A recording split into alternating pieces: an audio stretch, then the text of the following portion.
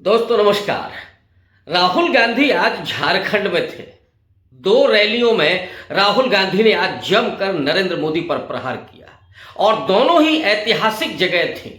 एक जगह थी गोड्डा, जहां से नरेंद्र मोदी के बेहद खास व्यक्ति हैं, और दूसरी बोकारो जहां पर स्टील प्लांट स्थापित है। इन दोनों ही जगहों पर राहुल गांधी ने आज जो भाषण किया, उस भाषण का विश्लेषण करेंगे। लेकिन इसके पहले पिछले 2 दिन में जो हुआ, जरा उस पर भी एक नजर डाल ली जाए। आपको मालूम होगा कि कल राहुल गांधी के बारे में अमित शाह ने क्या कहा था।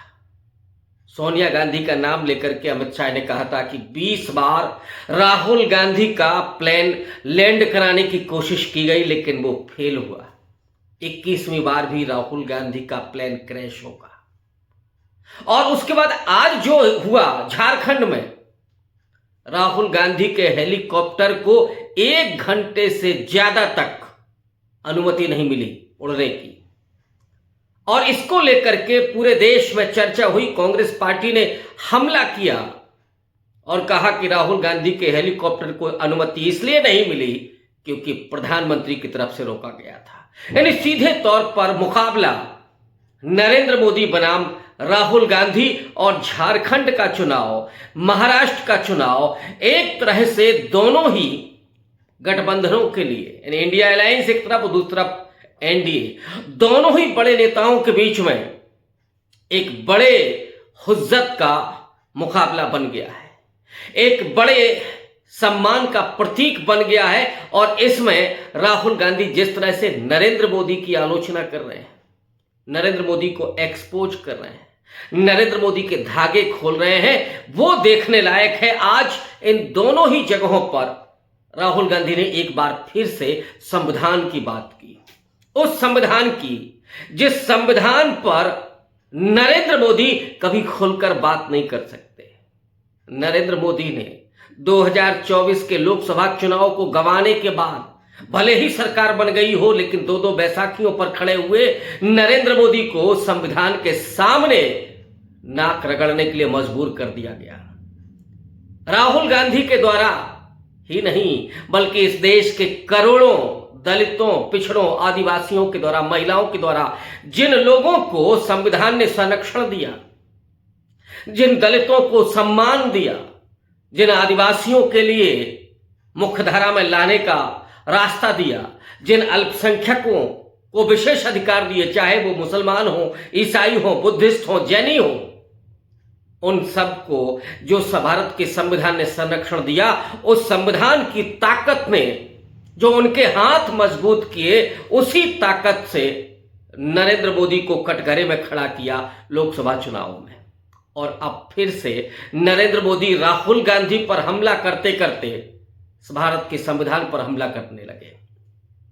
महाराष्ट्र में तो उन्होंने यहां तक कह दिया कि राहुल गांधी के हाथ में लाल किताब है और उसमें कुछ भी नहीं लिखा हुआ है, वो खाली किताब है, वो भारत का संविधान नहीं है। और जब से ये बात नरेंद्र मोदी ने कही, राहुल गांधी ने उस सूत्र को पकड़ा, और आज जिस ढंग से उन्होंने नरेंद्र मोदी पर हमला किया, किताब खोल करके दिखाई, वो लाल किताब, उन्होंने कहा कि इसका रंग कुछ भी हो सकता है, मैं रंग के फेर में नहीं पड़ता, लेकिन इसके भीतर जो आर्टिकल्स हैं, इसके भीतर जो अधिकारों का संरक्षण है, इसके भीतर जो दलितों का सम्मान है, इसके भीतर भगवान बुद्ध से लेकर के बिरसा मुंडा होते हुए, जितवा फूले होते हुए, डॉक्टर अंबेडकर, गांधी, नेहरू, इन सब के जो विचार हैं, वो विचार भगवान बुद्ध से लेकर के और बसवन्ना तक, वो विचार गुरु नानक से लेकर के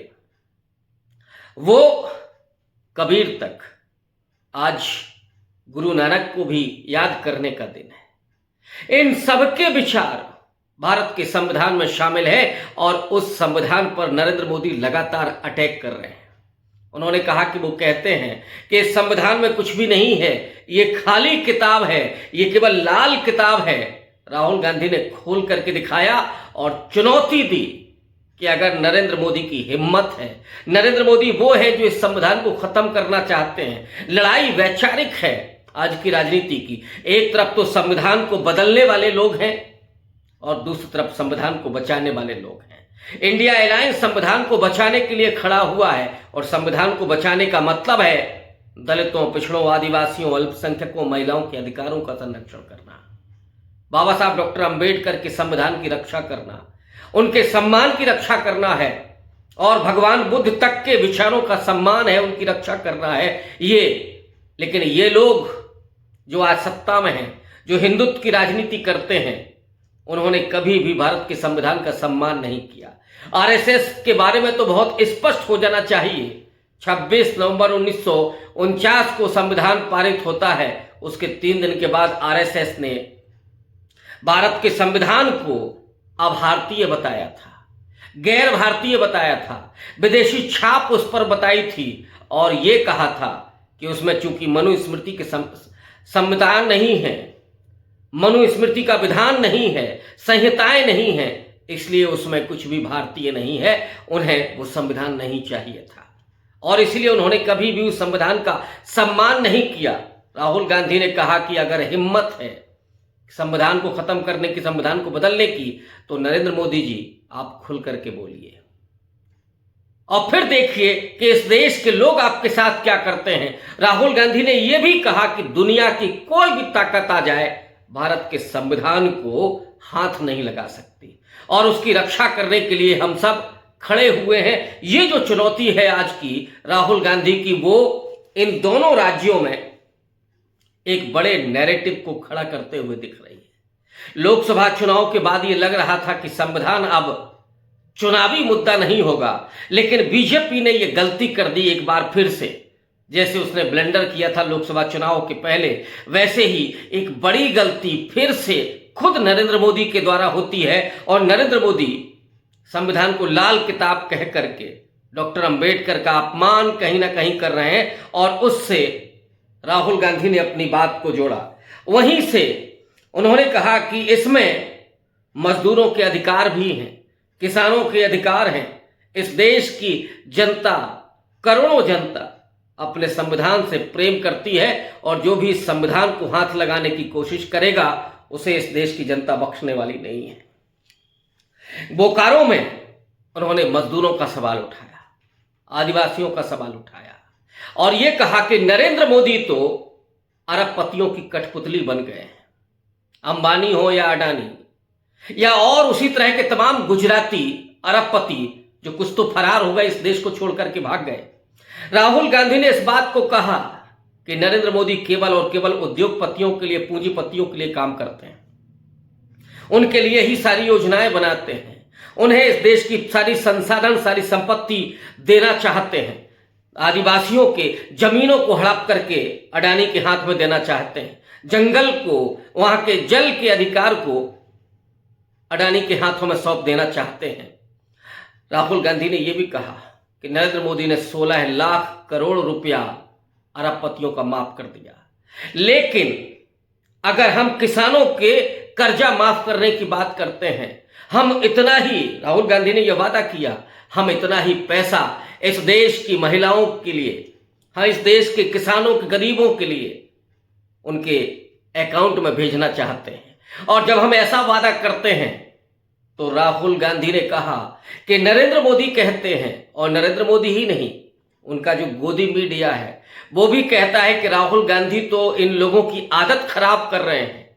लेकिन जब पूंजीपतियों का 16 लाख करोड़ रुपया माफ किया जाता है, उनको दे दिया जाता है, तो उनकी आदत खराब नहीं होती है।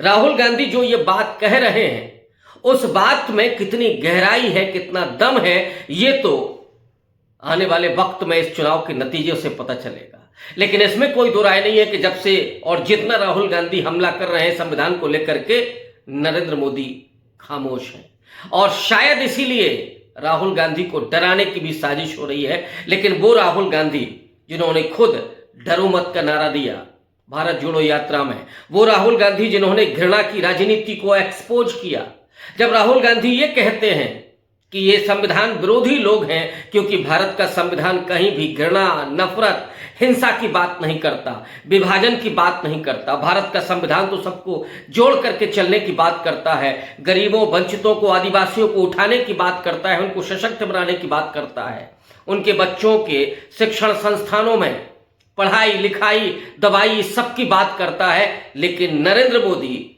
और आरएसएस दरअसल इस देश में विभाजन पैदा करना चाहते हैं। वो रात और दिन घृणा, नफरत और हिंसा फैलाना चाहते हैं। यही संविधान के खिलाफ जाता है।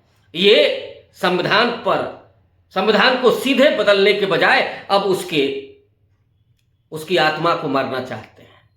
लेकिन राहुल गांधी ने कहा कि भारत के संविधान में भारत की आत्मा निवास करती है, और वो भारत जो भगवान बुद्ध से शुरू होता है। तो भारत की आत्मा जिस संविधान में निवास करती है, उस संविधान को हाथ लगाने की हिम्मत नरेंद्र मोदी में नहीं है। और इसीलिए नरेंद्र मोदी डर, नफरत और हिंसा की राजनीति कर रहे हैं। राहुल गांधी तक को डराया जा रहा है। ईडी की छापेमारी तो आप सब जानते ही हैं। गोदी मीडिया के जरिए क्या हो रहा है ये आपको पता ही है। जुडिशरी किस तरह से डाइल्यूट हुई है ये भी सबको पता है। संवैधानिक संस्थाओं का तो कहना ही क्या है। चुनाव आयोग की स्थिति आज कहां पहुंच गई है ये किसी से छिपा नहीं है। वोटर्स के वोट काटे जा रहे हैं, तो उधर ईवीएम पर भी बड़ा संदेह बना हुआ है, और इसने लोकतंत्र को डैमेज किया है, कमजोर किया है। उस लोकतंत्र को मजबूत बनाए रखना ही संविधान का सम्मान है। उस लोकतंत्र में वोटर्स को नागरिक बनाए रखना, उन्हें अपनी ताकत का एहसास कराए रखना, यह भी उस संविधान की आत्मा का हिस्सा है। राहुल गांधी की जो लड़ाई है वो सिर्फ चुनावी नहीं है।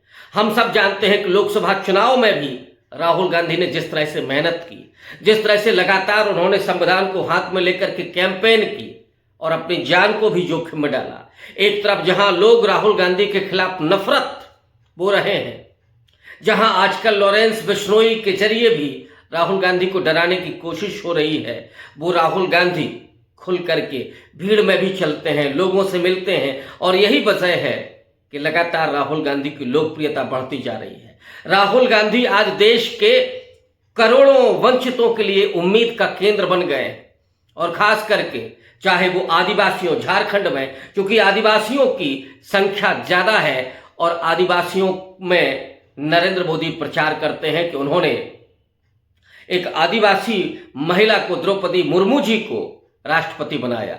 लेकिन सवाल इस बात का है कि उन आदिवासियों की भागीदारी क्या देश के संसाधनों में है या नहीं है। उन ओबीसी की बात करते हैं नरेंद्र मोदी, और ये कहते हैं कि वो तो खुद भी ओबीसी हैं, लेकिन वो ओबीसी सचिवालय में कितना है, वो ओबीसी जो नीतियां बन रही हैं उसमें वो कितनी निर्णायक भूमिका अदा कर रहा है, जहां पर बजट बन रहा है उसमें ओबीसी की तादाद कितनी है। और राहुल गांधी ने तो हमला उन मीडिया कर्मियों पर भी किया। उन्होंने कहा कि ये कभी हमारी बात नहीं छापेंगे, आप किसानों की बात करेंगे, मजदूरों की बात करेंगे, दलित आदिवासियों की बात करेंगे, तो ये कभी नहीं छापेंगे, ये कभी नहीं बोलेंगे।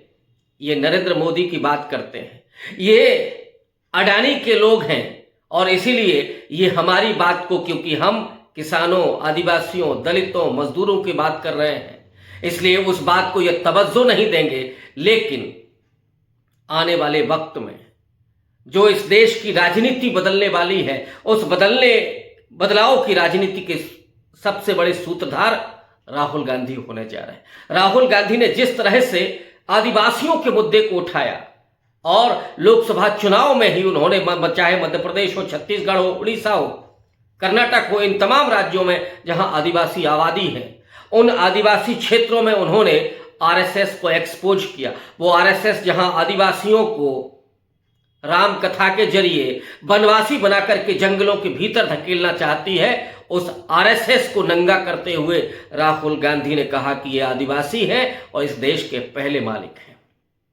इस देश में सभ्यता को बसाने वाले ये आदिवासी हैं। लेकिन जो भी यहां पर आते गए, जो सत्ताधारी हुए, जो साम्राज्यवादी हुए, चाहे वो आर्य रहे हों या अंग्रेज रहे हों, उन्होंने इन आदिवासियों को जंगल के भीतर धकेल दिया।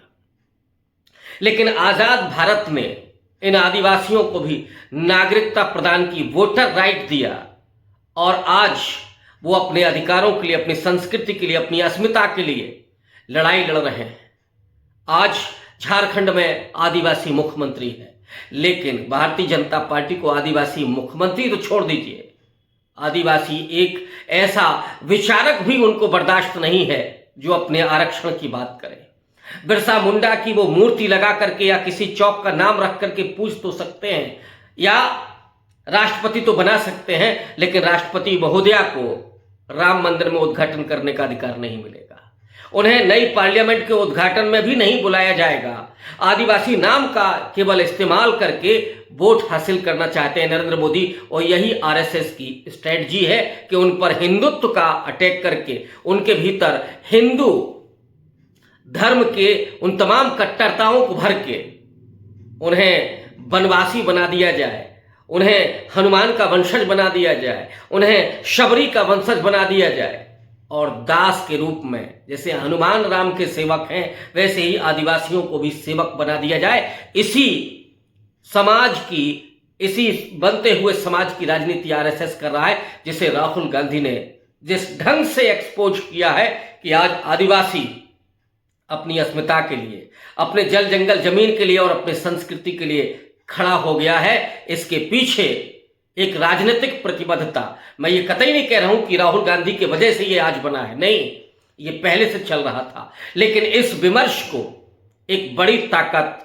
एक राजनीतिक नेतृत्व के जरिए मिलती है, और जिसका नाम राहुल गांधी है। राहुल गांधी आज दलितों पर खुल करके बात कर रहे हैं, बाबा साहब अंबेडकर को याद कर रहे हैं, जिन डॉक्टर अंबेडकर के संविधान के कारण और आरक्षण के कारण आरएसएस भारतीय जनता पार्टी के लोगों ने जी भर के डॉक्टर अंबेडकर को गालियां दी, उनके खिलाफ उनकी मूर्तियों को तोड़ा, उनके विचारों को वो नेस्तनाबूद करना चाहते थे। लेकिन आज जब डॉक्टर अंबेडकर 21वीं शताब्दी में इस देश के महानायक बनकर के उभरे, दुनिया के बहुत बड़े विचारक बनकर के उभरे, उस कोलंबिया यूनिवर्सिटी जिसमें उन्होंने पढ़ाई की थी, जिसमें उनको सिंबल ऑफ नॉलेज कह करके स्थापित किया गया, डॉक्टर अंबेडकर को, उन्हीं अंबेडकर के स्टैच्यू पर फूल माला चढ़ा करके नरेंद्र मोदी केवल उन्हें पूज्य बनाना चाहते हैं। अंबेडकर पूजने की चीज नहीं है, अंबेडकर तो विचार हैं, और एक ऐसा विचार जो इस देश में समता, स्वतंत्रता, न्याय और बंधुता स्थापित करना चाहता है। तो उस विचार पर चल करके ही, सिर्फ पूज करके नहीं, देवता बनाने की जरूरत नहीं है अंबेडकर को। अंबेडकर एक ऐसे इंसान है जो इस देश की गुलामी, सामाजिक गुलामी के खिलाफ लड़ करके अपने तमाम जीवन को कुर्बान करके, 4-4 बच्चों को कुर्बान करके इस देश के करोड़ों दलितों के लिए खड़े होते हैं, महिलाओं को अधिकार देते हैं, अल्पसंख्यकों के लिए बात करते हैं, वो ओबीसी के लिए अब अनुच्छेद का प्रावधान करते हैं जिसमें आगे चल करके आरक्षण मिला। वो अंबेडकर जिन्हें कभी आरएसएस ने बर्दाश्त नहीं किया, जिसे बीजेपी के तमाम नेता गालियां बकते, मैंने खुद सुना है, उन अंबेडकर को आज राहुल गांधी लेकर के बात कर रहे हैं।